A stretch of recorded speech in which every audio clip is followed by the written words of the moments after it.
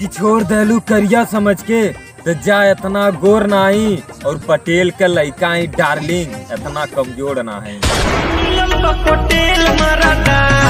रोजो रोजो खाके आवे कि पटक के इतना मारब कि दवाई ना मिली दवा खाना में और पटेल जी के देखते गड़िया फाड़िया ले जाके पूछ लिए थाना में।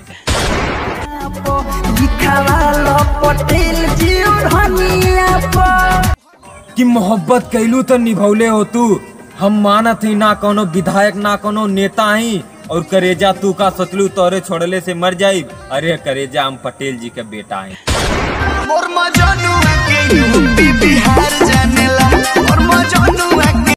हुकूमत चली राज चली और गोली चली जैसे चलेला बॉर्डर पे और बेटा ज्यादा कुदबा तो टंगा जीबा है पटेल जी के आर्डर पे। रोजो रोजो खाके ना हम नशेड़ी और ना हम पियले शराब हैं और बेटा हमसे भीड़ मत जाए काहे कि हम बहुत खराब हैं।